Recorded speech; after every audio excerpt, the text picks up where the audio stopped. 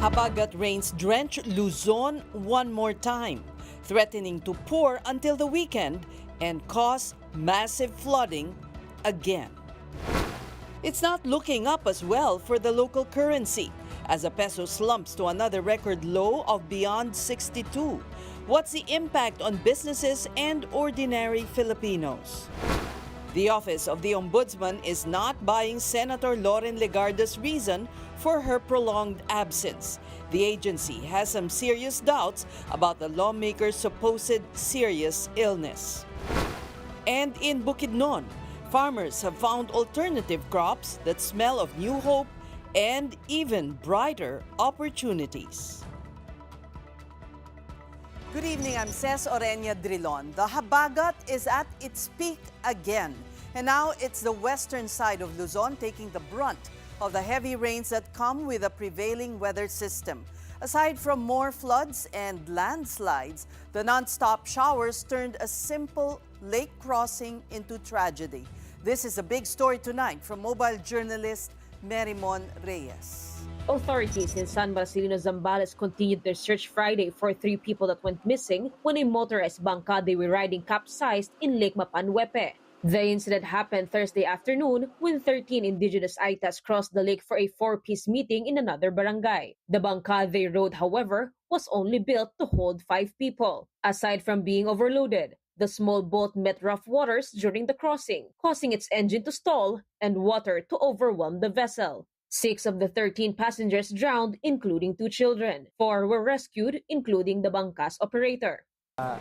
Maganda naman po yung tubig, ma'am, dyan sa daungan. Wala pang galaw. Talagang maganda yung takbo ng bangka. Pagdating namin sa gitna, ma'am, yun na. Nasalubong na kami ng hangin at alon. Nung namatay na yung makina, yun na. Lumala na, talagang nakargahan na. Authorities have yet to recover 3 missing victims. Operations have been put on hold as torrential rains began to batter Zambales today. Medyo nagkakaroon ng challenge sa amin dahil sa weather, pabago-bago. Kanina, napakapangat talaga ng panahon, kaya hindi kagad kami nakapag-resume ng operation namin, ma'am. The same torrential downpour again caused flooding in central Luzon provinces, still recovering from last week's deluge. In Pampanga, 25 barangays in Macabebe remain submerged in floods, which are again getting higher with the heavy rainfall. And after nearly a month of living amid massive floods, most of the town's residents by now are frustrated and crying for help. Sana matulungan din kami ng Pangulo na paano na yung mga dito sa amin. Kailangan na yung flood control ng mga tao dito. In other areas of Pampanga, raging floodwaters have also damaged homes. In Masantol Town, 24,000 families from 26 barangays had to evacuate due to rising floodwaters. In neighboring Bulacan, authorities and residents continue to deal with the consequences of non-existent or failed flood control. Rivers across the province continue to overflow, its banks sending storm runoff into nearby communities. But this time, unlike before, the floods seem to be taking more time to subside. Ako malunod na ako, hindi po ako marunong lumangoy eh. Taas po ng baka sa amin, nagdadasal po ako, sana wag na po aakyat dito kasi wala na po kaming makakatulugan. Mas lalong na tumatagal po ang kanilang paghihirap dahil nga po sa pabalik-balik na high tide. In Pangasinan, residents in a barangay in Dagupan have dealt with the same flood problem for 10 years now. A dike that's supposed to block the overflow of floodwaters from the Bacayao River remains unfinished. Almost 10 years na ganito. Dito, pag umapaw na dyan sa dike na yan, dito na hanggang. Halos itong namin mga maabot sa poste. Inaabot na yan. Grabe talaga, sir. Sobra na nga sa hirap. Alam niyo, pati sa kita, wala pa rin. Ang nagiging problema natin ay kapag hindi pa natapos talaga itong dike natin, ay yes, may experience natin ito yearly. For the past few years din, ay unti-unti na rin na natatapos, kaya may mga areas na rin dito sa Lasip Grande na naibsan na rin yung pagbaha. Ang nagiging problema na lang itong unfinished dike na kailangan rehabilitate o i-repair. Currently, 31 barangays in Dagupan City are affected by massive flooding. Other towns in Pangasinan are also experiencing inundation, more so as more showers came this Friday. The uplands have also seen landslides. In Benguet, 3 towns reported landslides, with 1 yearly isolating residents as several roads were affected. Even this backhoe, brought in to help clear the road, fell down this ravine. The landslide also buried a part of the Amburayan River. Ito pa rin, isolated pa rin. Nakamonitor. Iniikutan namin. Hindi basta-basta dumaan doon kasi pangit yung kalsada at saka may spillway na pag lumaki yung tubig, delikado ang pagdaan ng mga malilit na sasakyan. In Cannon Road heading up to Baguio City, several soil erosion have also been recorded. Motorists are advised to take Marcos Highway as heavy rains continue to make passage on Cannon Road dangerous. Kapatid Mobile journalist Mary Monreyes, we are One News. You're watching the big story on One News. Does the Office of the Ombudsman believe Senator Loren Legarda is battling a serious disease? Well, kung talagang meron siyang serious illness, sana isa lang po yung hiningi niya na medical leave, hindi yung pa-extend.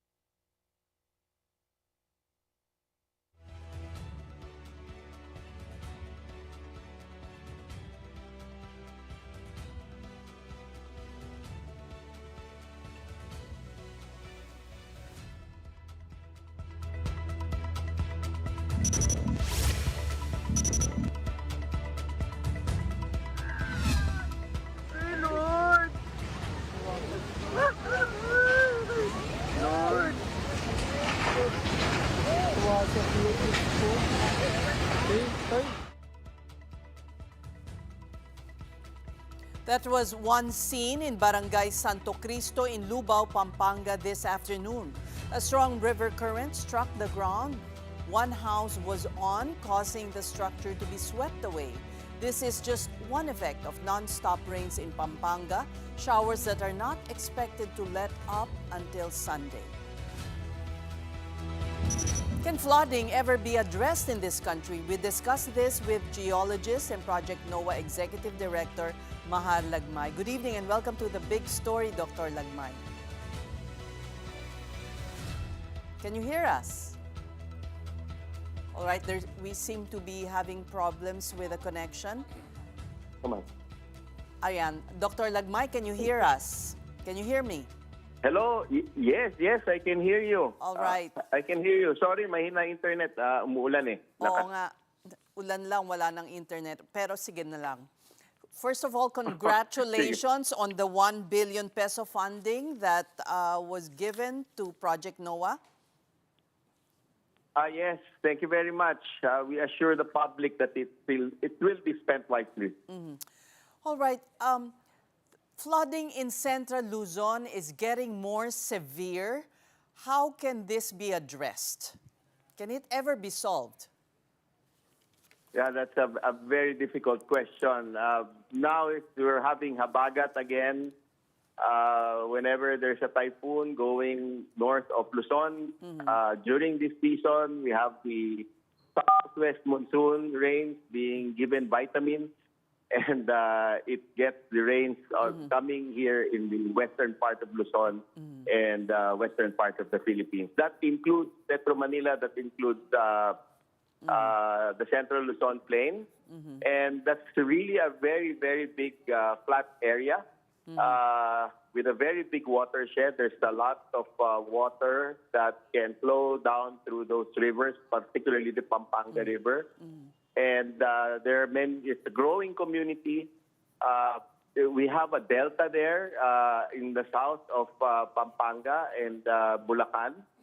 And that delta there is really a flood-prone area. The reason why the delta is there is because of flooding. Historically, that area was formed because of flood. So it was brought about by silt brought down from the mountain. So it's not really supposed to be built on, I would suppose. Not all, but the places near the rivers and creeks where it is known to flood, these places are called as floodplains. We have marked them in the hazard map. If we do land use planning, we try to avoid those places. Then even if the floods come, then there will be no disaster or problems that we will be talking about. Okay. So land use planning, I think, is the best solution here. And of course, we can use also nature-based solutions. Yes. Trying to work with nature, having retention basins, making use of riparian buffers, letting the floods to happen so that the elevation of the ground will go up instead of just continuously sink because of compaction and groundwater extraction. The subsidence problem is also aggravating the situation. Of course, with growing populations, there's more trash going to the rivers and blocking the pathway for drainage.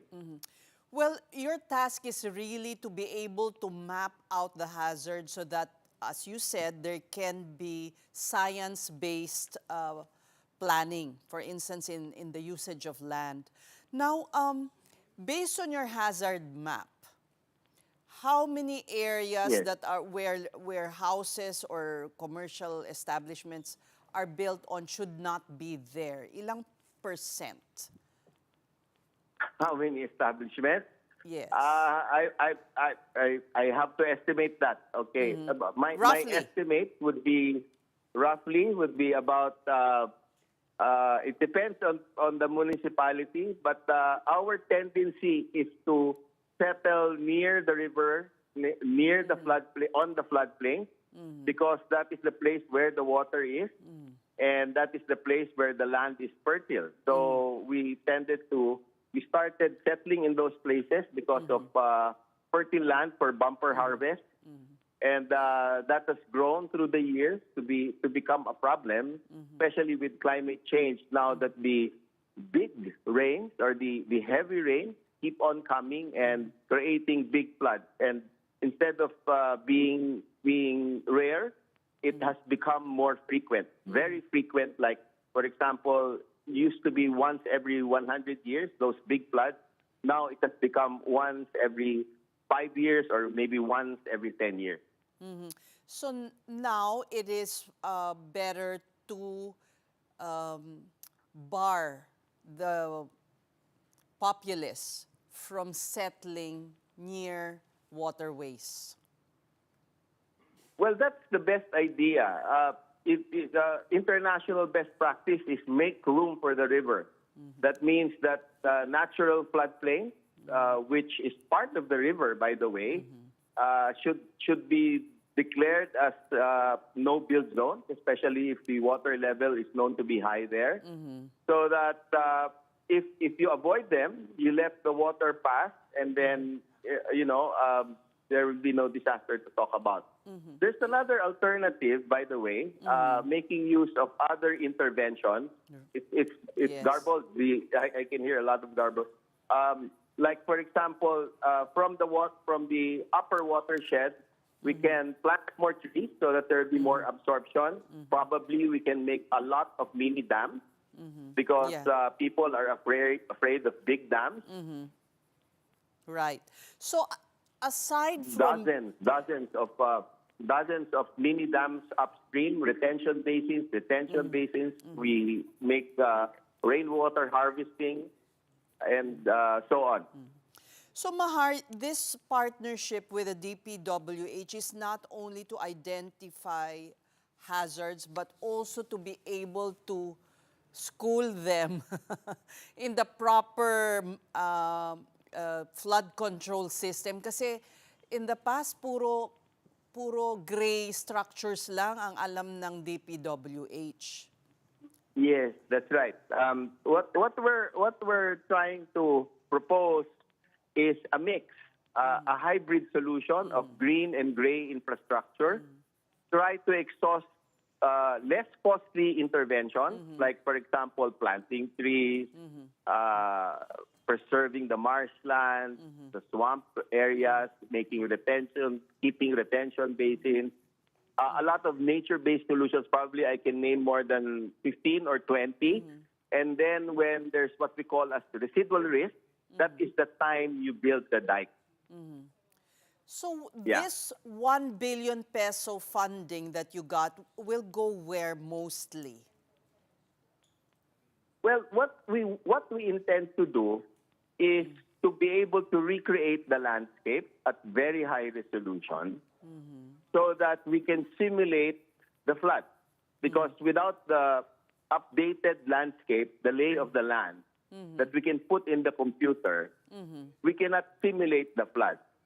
Now, we want to update the hazard maps, try to get their design, whatever proposal for infrastructure that they have, and then simulate it to see whether that infrastructure intervention will work or not, how effective it will be, how much water it will lessen, and the volume included, how much it will be lessened, to see whether the cost-benefit ratio will be beneficial to the public, to the people in the community.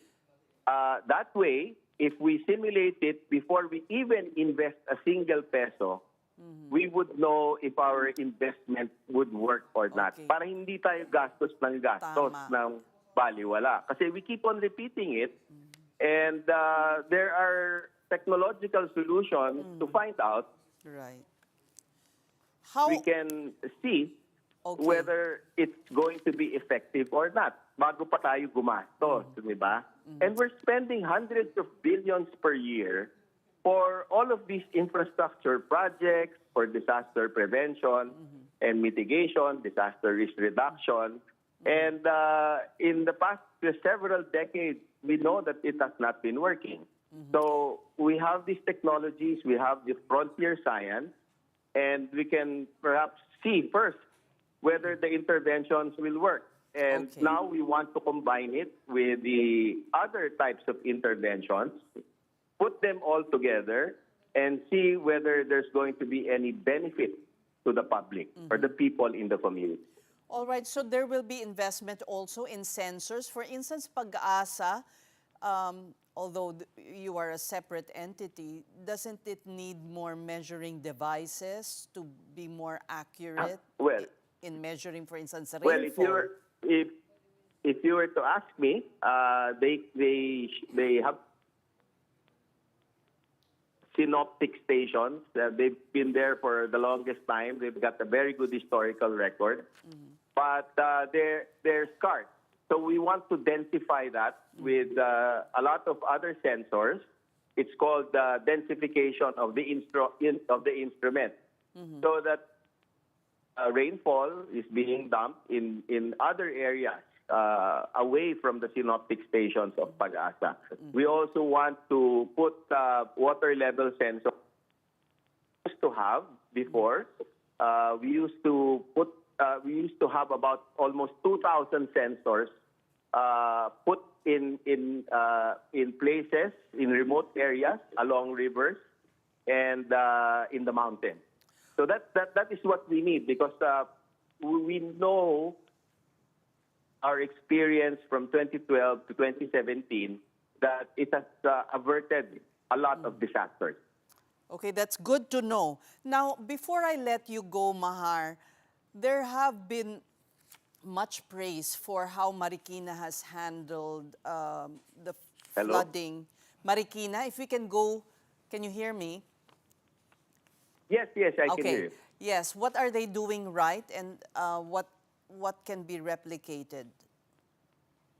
Well, in Marikina? Yes. Did you say? Yes, Yeah, but it Marikina. flooded last week, right? There was flooding, a lot of flooding last week. Maybe along the Marikina River, it did not flood, but many places of Marikina I know got flooded. I see. And the rains that have been that have happened in the past year, I don't think compares with the levels of flooding and the levels of rainfall that happened during Ondoy, that happened during Habagat in 2012, that happened during Ulysses. So we have yet to see that kind of rainfall to compare it like we compare apples to apples. I see. Okay, but good that finally we are getting science-based solutions and getting the data first before doing any infrastructure building. We hope to be able to have a lengthier discussion with you, Mahar, when the communication... sorry, it's raining. Yeah. Yes. Konting ulan lang sa Diliman, wala nang signal. We thank you. Hindi, medyo malakas. Malakas medyo na malakas. ba? Okay, we thank you Medyo. for joining us in the big story. That was geologist and Project NOAA Executive Director Mahar Lagmay. Now on to another story. For the second time this August, the Philippine peso lost more ground against the US dollar. The local currency weakened for a second straight day, finally breaching the 62 to the greenback mark. This is the peso's weakest level in history. At the end of Friday's trading, the unit sunk to 62.265 per US dollar. This was weaker than yesterday's all-time low of 61 pesos and 888 centavos. The slump came after the Bangko Central's quarter-point hike that brought the policy rate to 5%. The latest tightening was supposed to be a preemptive move against emerging risks to the inflation outlook. But a further weakened peso can push up prices further as imported commodities like oil become more expensive. The US-Iran war has also weighed heavily on the Philippine currency due to soaring oil prices. On the upside, a stronger dollar may benefit overseas Filipino workers and their families as they can get more peso for every dollar sent home.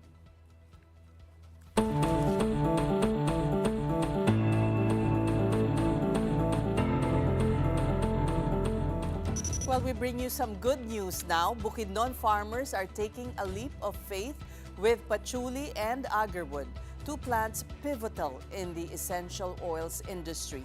The company, instrumental in bringing them to the Philippines, are seeing a great potential. The next story puts the spotlight on initiatives that move communities forward. Welcome to Sustainability. It's the first time these farmers in the Miarayon Valley in Talakag, Bukidnon will be planting this crop. They're familiar with coconut, cassava, and corn as well as vegetables. Miarayon is, after all, known as the salad bowl of northern Mindanao. But declining yields and high cost of farm inputs have kept these farmers poor. Sa amin, sa mais, minsan nagpa-fluctuate yung presyo. Saka mahal na mahal ang fertilizer. Inputs. Oo. So kahit nasa papaya, ganun din. Minsan, di man ang supply din. Pag marami, halos hihingiin na lang nila. Oo. So dito, oo. This time, they're planting patchouli under a contract growing scheme with Iba Botanicals Incorporated. IBI is a pioneer of the budding essential oil industry in the Philippines. Patchouli is known locally as kabling, but it has never been cultivated commercially. Patchouli is indigenous to Southeast Asia, with Indonesia dominating the global supply. More than 70% of fine fragrances in the world use patchouli as an ingredient. Here, an initial 50 hectares is targeted for patchouli planting under the contract growing scheme. These farmers are the first to try it out. Unang-una, maganda ang offer nila, no? Saka sigurado. Anong offer? Offer sa price, offer sa financing, And lahat na sinasabi nila, okay sa amin.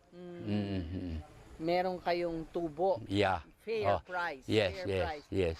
Tapos, ano pa po ang attractive? Kayo po, sir. Anong attractive sa inyo? Sir, ma'am, kanang hindi marunong magsalita ng Tagalog. Bisaya na lang. Bisayain niyo po. Ang nakainggan niyo sa ako, ma'am, inani, kanang mayo ilang presyo, tapos suportahan nila kami sa similya, abono, tapos naapa sila yung mga teknisyan. So, guided. Yes. Parang hawak kamay. Yes. Kayo, sir. Kahit ma-failure man or or good ang kita, may net guarantee silang 40,000. Yes, insurance. Para assurance. Okay. Walang nag-o-offer ng ganyan Wala. dito. The growers get all inputs like these seedlings and are guaranteed a pre-agreed price upon harvest. Farmers can expect to earn about 50,000 pesos every 6 months. There are about 4 to 5 cycles from a crop, after which they plant again. What's more, patchouli can be intercropped with coconut as the plant thrives in the partial shade. IBI is chaired by former Agriculture Secretary Cito Lorenzo. The company, founded by Ben Mead, has ready buyers lined up for patchouli. IBI has been exporting elemi, ilang-ilang, and vetiver for 8 years now. It's the only company that distills elemi oil rather than exporting raw resin processed overseas. With patchouli, we're planning very large-scale operations. Patchouli is one of the most important ingredients in fragrance. So 70% of fine fragrance has patchouli as an ingredient. Currently, 90% of that comes from Indonesia. There's around 90%. There's around 30,000 hectares in Indonesia. It's a $1 billion industry. But a lot of people don't know is that patchouli is also indigenous to the Philippines. Kabling is the name. There's a lot of challenges in the supply chain from Indonesia, deforestation and negative impact on soil. And so we started doing research and development on patchouli from the Philippines. We found the quality to be excellent, and we see the potential for 5,000, 10,000 hectares of patchouli plantations. So we always maintain some internal plantation that allows us to develop the best practices and do research and development and use it as a reference. So here, this is one of our plantations. But really, the way for us to scale and the way for us to also share the benefit with Filipinos is to do a contract grower model. The contract growers of patchouli are also supervised and guided by a team from IBI. Guided talaga sila. We have a parang farm technician full-time for every 25 hectares. And then, yung guaranteed income. Wala na kasing nag-offer ng guaranteed income sa other crops sa ngayon. Why are you doing it? For them to see that talagang see the potential. We are so sure na they will make money. So we are even guaranteed it kasi we are sure na mag-i-income sila. And why are you sure? I know. I did my homework. Okay. We have tried. Nagsimula to almost 1.5 years ago. We have some research already done on this. Then we did the numbers, and then it's not complicated compared to other crops. Actually, it's an easy crop. The company pledges to use sustainable practices from the outset. Once distillation begins, agricultural waste will be used as fuel in place of firewood like they do in Indonesia. IBI is also the first company locally to obtain a license to cultivate agarwood in the country. Another prized scent, agarwood is locally known as lapnisan, which thrives in our forests.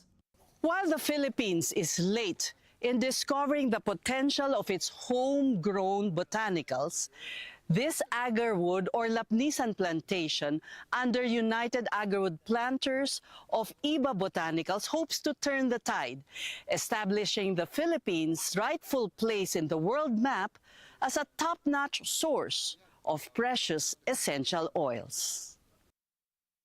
IBI now has 300 hectares of agarwood planted across 20 provinces. This is the largest site, roughly 160 hectares. Malaki ang potential talaga ng agarwood industry sa Pilipinas kasi isa to parang natural area niya lang na tumutubo. Marami to sa Southeast Asian countries. Isa na ang Pilipinas. And in fact, we have our own varieties na endemic. Dito lang sa Pilipinas matatagpuan. So kung titingnan natin, yung magiging industry niya is talagang promising siya. And this could really a big help to the people, also the Philippine government. The reason why we talk a lot about what we're doing is that we know people want to plant agarwood. We want to teach them the best practices, so we invest heavily in research and development. We have experts both in the Philippines and also in Malaysia. And so, you know, it's not that hard to grow the tree, but to be successful, it's about a lot more than just growing the tree. And so we want to teach people how to do it the same way that we are so that we can buy it back and then build the volume and build the credibility of Philippines agarwood in the market. In the world market, Exactly. right. Exactly. Bukidnon has led every province in the country in terms of agricultural and fisheries output in 2023 and 2024. The province accounts for almost 7% of the national production. However, Bukidnon records the highest poverty incidence in northern Mindanao. This is traced to the ravages of insurgency, poor infrastructure, and low productivity per farm lot. It is hoped that establishing the essential oils hub here in the Miyarayon Valley will uplift the lives of farmers and their families. If our neighbors in ASEAN can do it, why can't we? This time, using more sustainable practices. This is a big story on One News. How much rain will we see this long weekend? The full weather report next. Stay tuned.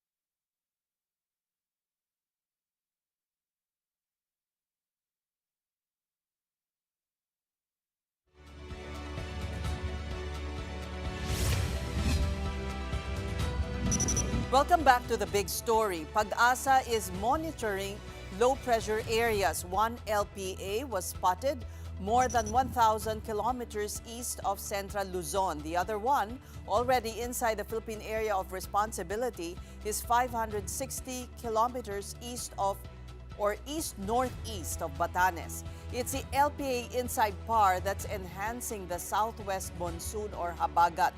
That one has a medium chance of developing into tropical depression, Pilandon, in the next 2 to 3 days. But the LPA outside the country also has a chance of turning into a cyclone and will be called Queenie once inside PAR. Tonight until Monday, rains will be concentrated mostly in the provinces of Zambales, Bataan, Benguet, La Union, Pangasinan, Tarlac, and Occidental Mindoro, while moderate to at times heavy rainfall may be experienced in Metro Manila, Ilocos Provinces, Cordillera Region, Central Luzon, and Calabar Zone. Now, in other news, Assistant Ombudsman Miko Clavano seems to be doubtful about Senator Loren Legarda's so-called serious illness.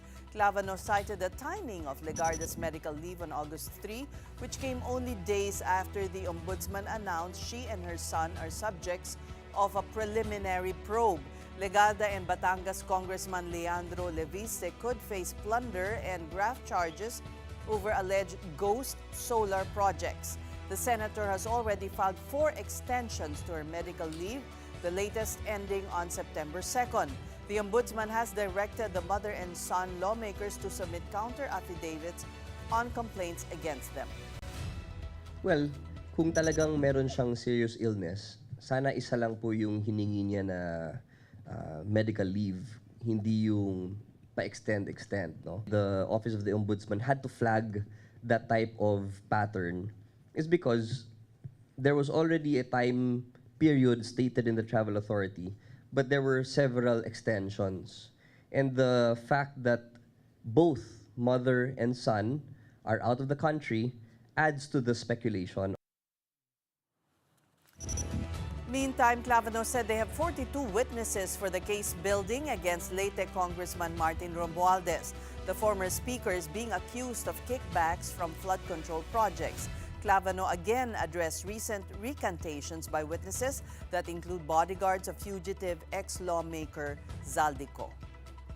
The fact that there are recantations does not serve as an eraser of facts. That the first affidavit will still be there, but the second affidavit will now be paired with the first affidavit to determine which amongst the two is actually the truth.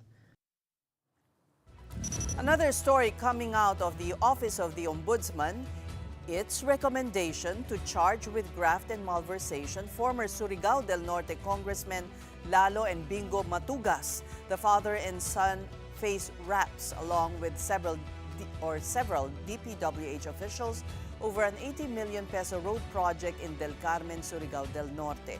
Per DPWH records, the Mahayhay-Borandi Road project contracted to Bumitrix Corporation is fully paid for, but an ombudsman site inspection showed the project is only 65 to 70% complete. At least 31 million was released despite its actual condition. Investigators also documented 457 million pesos in loans between the former legislators and Bumitrix, supporting the conclusion that both held direct pecuniary interest in the contract. So it will now enter into preliminary investigation. We will expect that an order to file counter affidavit will be issued to the respondents. And now to complete our Friday night with a roundup of political issues this week. Hindi kompleto ang ating Friday kung wala ang ating One News resident political pundit Ronald Llamas. All right. Good evening. Let's go straight to the point. Si Loren Legarda, well, we heard the press conference of the Deputy Ombudsman. What do you think? Well, we've been talking about her since she left. You're right. No? At hanggang ngayon, hindi natin alam ano bang karamdaman niya. Oo nga. At ano yung extension na yun. What, as an elected official, what should we expect from her to at least be transparent, right? To be open with what she's suffering from. Dapat may medical certificate. What's the precedent here ba? Before kasi dapat merong kanyan may permit to travel tinanggal yan para sa mga senador. Pinakiusap yan dati. Kaya ngayon, hindi natin alam yung dahilan. Halimbawa kay Senator Loren sa kanyang pag-alis. Pero napaka ganda ng timing, di ba? Nung kinasuhan siya ng ombudsman. Yung biyahe niya. Kinasuhan siya para dun sa conflict of interest, non-delivery nung tawag nila, ghost solar output. Tapos yung pagbenta ng franchise nila na hindi daw dapat ginawa. So ngayon ay nasa preliminary investigation sila. At plunder yan. No? Plunder, tama. At eksakto, nung sinampayan ng ombudsman ay pila siya siya sinasampay, preliminary investigation. Kaya nga, ibig sabihin, iniimbestigahan siya, eksakto, pila siya nagkasakit. At hanggang ngayon, hindi natin alam kung anong sakit niya. Hindi kayo nagkulang din ng ombudsman? Dapat kaya may lookout bulletin kagaya ng ginagawa sa iba? Ang lookout bulletin kasi, lookout lang. Wala rin. Hindi mo rin Oo. mapipigilan. Ang pwedeng... It's the court no?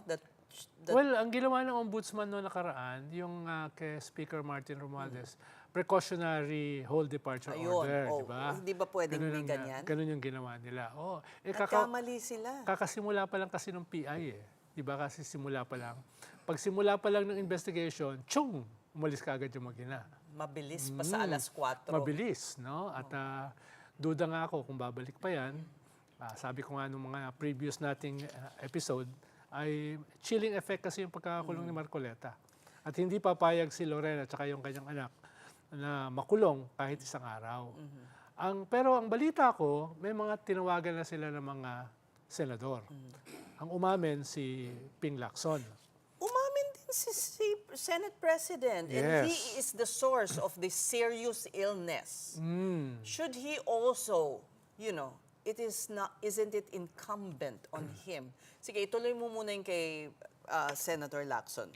Well, nung before kasi, nung nagkaroon ng crisis dito sa Senate leadership, medyo galit na galit si Senator Ping Lacson kay Loren dahil hanggang last minute kasama siya Hindi nila alam, nandun na pala sa kabila habang kasama nila sa mga pulong. Ganun ba? Oo, kaya galit na galit siya. Nasa kabila na, nakikipagpulong? O baka naman hindi pa? Ano yun, merong ilang minuto na difference. No?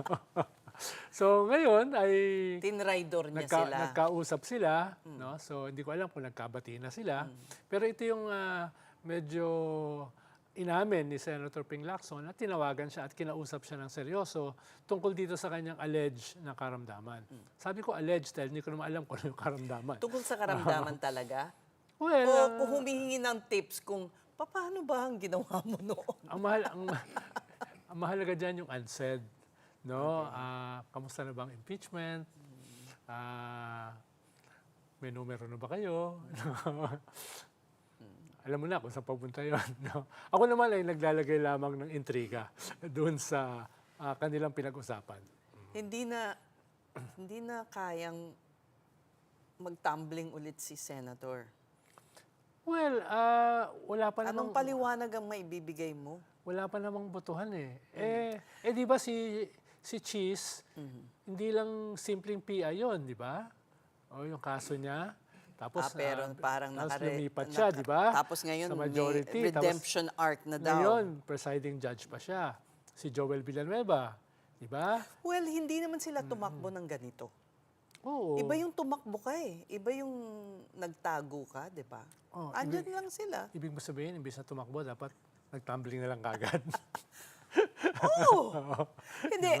Diba? Oo. Mas madaling ipaliwanag. Teka, bago ako pumunta kay Gatchalian, ang sinabi ni Senator Lacson na quote is, imagine sinabi niya kay Senator Legarda, I think, you could have been the first female Senate President.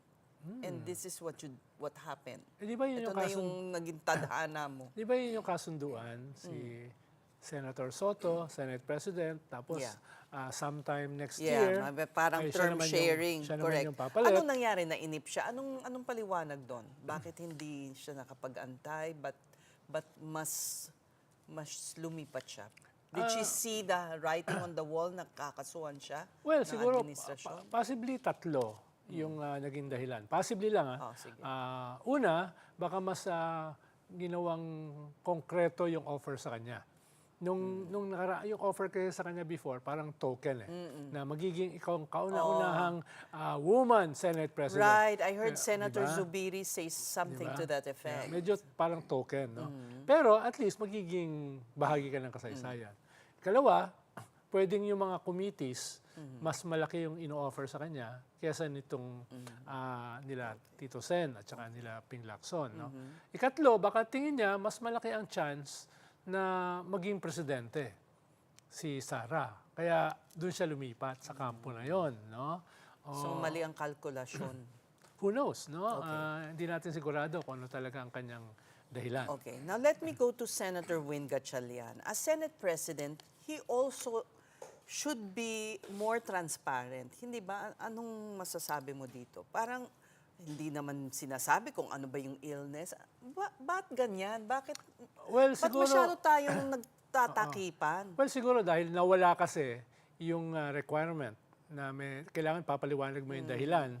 So, naging siya, nasa level ng privacy. Diba? Unless siya mismo magsasabi. Paano privacy? Senador ka, may impeachment trial. Asan ang privacy doon? Correct. Oo. Correct. Pero, ba't ka nagbibigay ng dahilan para sa kanila? Hindi ba dapat na we should demand more transparency? Yeah, pero siyempre, pagkaramdaman kasi, yung iba sinasabi, akin na lang yan. No? Halimbawa, kung may karamdaman ako, ayaw kong paalam sa iba. Not when you're diba? facing charges. Kasi yan ang kalimitang nakikita natin sa bansang to na biglang may sakit pagka nakasuha. Tama. Hindi, sinasabi ko lang naman yung posible na dahilan hindi ni naman Win ikaw ang Gatchalian. kinakagalitan ko. Dahil kung ako yan, hingiin ko, ano sakit mo? Dahil si Win yan, medyo medyo pino. No? Hindi kasing barubal ko. Hindi naman sa personalidad yan eh. Sa tungkulin mo sa taong bayan yan. Pero dapat kasi dyan, kusa mo lang ibibigay. Diba? Kung wala ka naman talagang karamdaman, hindi ko sinasabing wala siyang karamdaman, no? Sinasabi ko lang, kung wala ka naman talagang karamdaman, ano yung ipapaliwanag mo? Na stress, pwede rin namang emotional and pressure, mental pressure. Pwede rin naman. Sinasagot mo yung tanong mo. Hindi kasi nga. Okay. Let's go to yung controversial ruling ni Senator Chis Escudero na funnily enough, kahapon sabi ni Senator Robin Padilla, kinausap niya ang sarili niya at tinanong niya ang sarili niya kung kasama ba siya sa mga nag-violate. At hindi daw. At kaya naman niya magbayad kung sakali. Hindi naman yun. Pero sa pakiwari niya ay wala siyang na-violate. Parang iba yung kanya na-violate. Kumpara mo ba naman yung mga bayani natin? Hindi. Kay Pagong at saka kay Pusa at saka kay Ngit-Ngit. Parang night and day naman. Parang mas matindi yung violation nun kaysa doon sa Rule 18. No? Yung Rule 18 ni Presiding Judge Chis Escudero, medyo nawiwirduhan lang ako dahil very public yung impeachment. Ibig sabihin, lahat ng lalabas na ebidensya, lahat ng sasabihin ng prosecution at saka ng defense, lalabas doon. At saka yung manifestation ng mga senator judges. Tapos ngayon, ay pipigilan mo sila na magsalita in public, outside doon sa korte. Right. Ngayon, understandable yon kung yung traditional court na talaga namang hindi public. Ito public So, ang purpose na lang nitong mga ito para magsalita in public, para ma-sustain yung attention ng mga tao. Ang haba na nga. Correct. Diba? At saka para boring pa sa ibang mga malalaking bahagi nung kaya yung drama, yung emosyon, yung humor, pwede mo i-sustain dun sa limitadong oras mo sa isang publicly open impeachment. Ngayon, tatanggalin mo pa lahat yan, di ba ka lalong walang manood? Diba? Lalong walang manood so sasabihin mo ba si Chis ay ano? Hindi naman. Baka, ang sabi naman niya, baka maging maluwag din siya. Dahil yun ang halimbawa, hindi nyo na maimbita sila ngayon. Itong mga prosecutors, itong mga defense, itong mga senator judges, hindi nyo na sila maimbita ngayon dahil nga bawal na.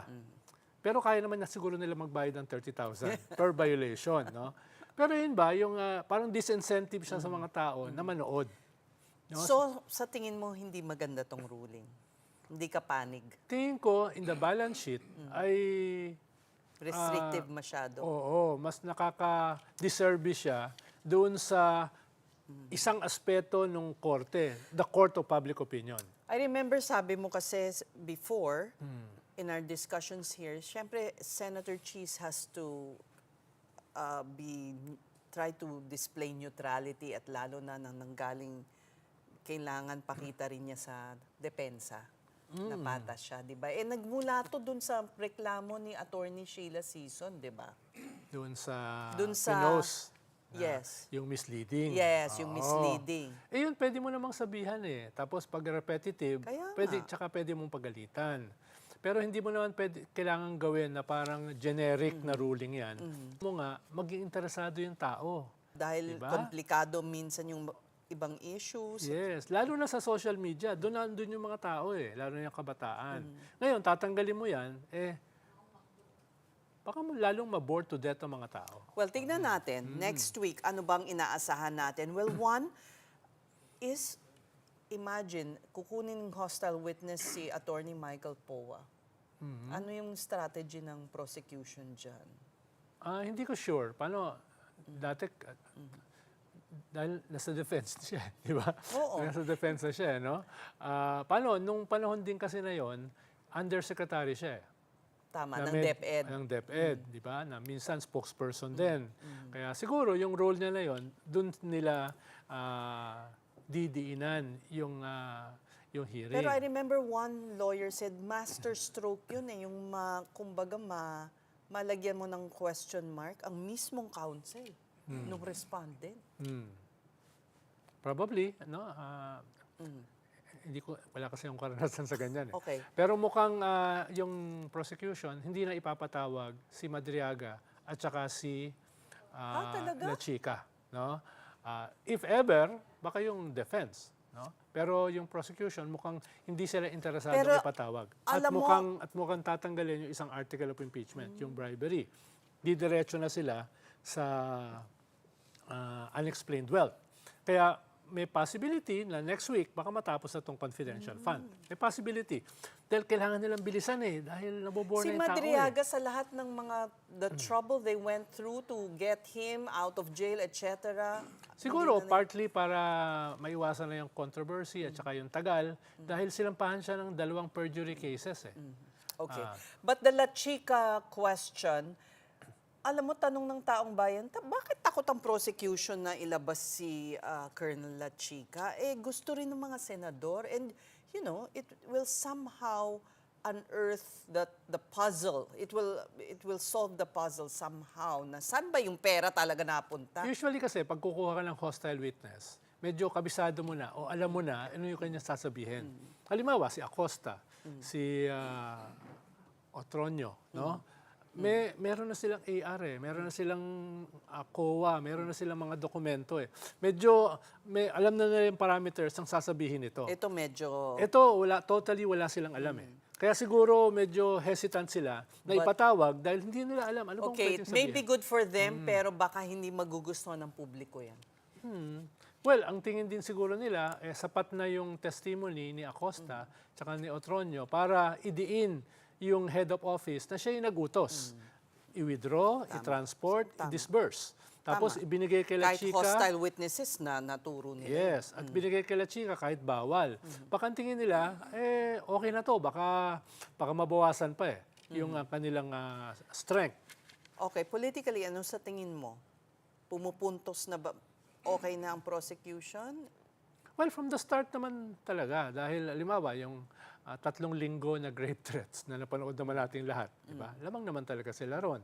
Itong confidential fund, yung from the COA Notice of Disallowance, yung walang tawag dyan, walang liquidation, tapos itong role ng head of office, tapos itong mga aliases, lamang naman talaga sila dyan. It's just a matter of getting the votes.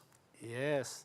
Dahil yung ebidensya kasi, karamihan dyan, alam na ng mga senator judges Ito, performance na lang to Although walang aamin, no? Siguro yung kulang pa dyan, yung unexplained wealth, yung mga bank accounts, at sino nagbigay.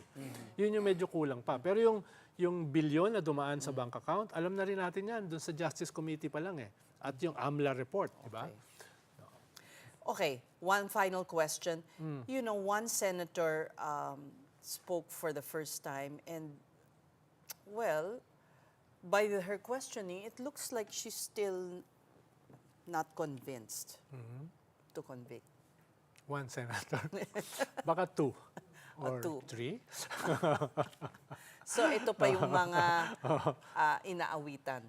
Yung nagtawag sa sarili nila na neutral, tsaka hindi one-sided. So, meron pa naman yun, hindi lang isa. Pero nakikita mo rin ay chismis, kahit yung mga nakakulong, nagsasenda ng feelers. Kahit yung posibleng makasuhan, nagsasend ng feelers. Kahit yung may sakit na hindi natin alam kung ano yung sakit na nasa abroad, nagsisend na rin ng fillers. So, ibig sabihin, baka yung numero ay papunta ron. At yung Court of Public Opinion ay nai-impluensyahan na rin yung mga senator judges. Yung isang You think impluensya... the Court of Public Opinion is overwhelmingly for conviction? Well, tingin ko doon papunta dahil yung survey na na-cover yung first 3 days, 8% yung ibinaba ni Vice President Sara. Kung na-cover pa yung 2 buwan, halimbawa ito tsaka yung parating na unexplained wealth, tingin ko mas lalong magiging daming yan. No? We'll know more clearly by September paglabas ng mga quarterly surveys, right? Yes. Itong maraming lalabas na surveys na mako-cover ito. All right, maraming salamat. We Salamat thank din. you for braving the rain. Kala ko nga, and national flood. budget yung pag-uusapan natin. Oo nga hindi. Oo. Sa susunod. Sige. Oo nga, nalimutan ko. Thank you for coming over once again to political pundit Ronald Llamas. Now in sports, NBA house lands here in the Philippines. And for its inaugural edition, 3 champs swung by. One News anchor Cheska Litton-Calao caught up with them. Watch this. The NBA is bringing a fan experience to remember with the first ever NBA House Philippines. Fans will be treated to activities and entertainment over the weekend, from skills challenges, a game zone where they can play NBA 2K27, live viewing of WNBA games, and performances by the Sacramento Kings dancers. With NBA House Philippines come legends of the game. 10-time NBA All-Star and 2-time Naismith Basketball Hall of Fame inductee Jason Kidd gave credit to his teammates for his success and named current players that reminded him of his style of play. What helped you set yourself apart in a league that is filled with incredibly gifted athletes? Well, I think good teammates. I think when you talk about, for me, the game was about my teammates, and so those assists wouldn't happen if I didn't have teammates. I think they forced me to score sometimes, so that was on my own. But I think I just love the game of basketball. I know there's only one Jason Kidd, but in this current crop of NBA players, who do you see yourself in? Who reminds you of yourself? Oh, man, that's an incredible question. Great question. I think when you look at, there's a combination of Jalen Brunson and his toughness and his basketball IQ. I think I wish I was 7 feet tall, like Giannis. I think his grit and determination. There's a piece there. So. Those are 2 that I love watching the play, and I also had the opportunity to coach those 2. 4-time NBA champion and Hall of Famer Tony Parker shared his thoughts on Big Threes, what made the San Antonio Spurs special, and the culture instilled by Coach Greg Popovich. What made your Big Three so special? It's a good question. I think what made it special is I think the way that we manage our egos, the way how unselfish we were, all 3 of us, and we didn't care who was playing well, as long as the team, was winning. I think that's what separated us when you take a long period of time, and we wanted to keep playing together, and we wanted to try to make something special with our dynasty. I think that was the key, the way we were unselfish. Lauren Jackson, WNBA legend and widely regarded as the greatest Australian basketballer, talked about her journey as an athlete and the rise of women's basketball on the global stage. When people go over your career, what do you want them to take away from it? I mean, I haven't really thought about that. I think probably just I feel like I had 2 different careers. I feel like I was 2 very different people. My first career when I was young and I was the best and on top of the world, and it was really easy for me. And the second time when I came back after I had children and I'd grown a lot, and I really had to work so hard for it, and it wasn't as easy. And I think that's probably the thing that if anything, it's just that resilience, being able to get through injuries and being able to come back the way that I did, when I was 41 or so, and then to get through that period of time even, it was a lot. NBA House Philippines will be held on Saturday and Sunday, August 29 and 30 at Space 1 Ayala, Makati. This is Cheska Liton-Calao. Kapatid, we are One News. And beIN Sports is back on Signal beginning today, August 28.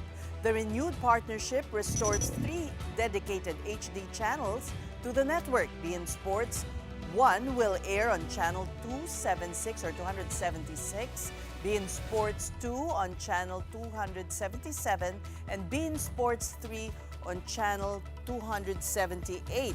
Subscribers will gain live access to premium global racing and football events including Formula 1, the UEFA Champions League, La Liga, and the Bundesliga. The racket sports coverage adds both the Australian Open and Roland Garros, along with the United Cup and Premier Padel. The channels will be automatically available for postpaid subscribers on plans 520 and above and prepaid users with loads of 600 and up. And finally, we have one daughter of former Vice President and now Naga City Mayor Leni Robredo, recently, quote, eloping in the United States. Our big picture tonight is Trisha Robredo and her partner Stephen Vega tying the knot at an intimate ceremony in Boston, Massachusetts. Photographer Dominic Holliday snapped these moments of the young couple over a period of 12 days. Holliday revealed that there would be, quote, a big wedding in the Philippines. Trisha and Stephen were engaged in November 2024 but only announced the news a year later. Congratulations and best wishes, Trisha and Stephen. And those are the big stories this week. I'm Ces Oreña Drilon. Kapatid, we are One News, your side all the time. Good night and keep safe and dry this weekend.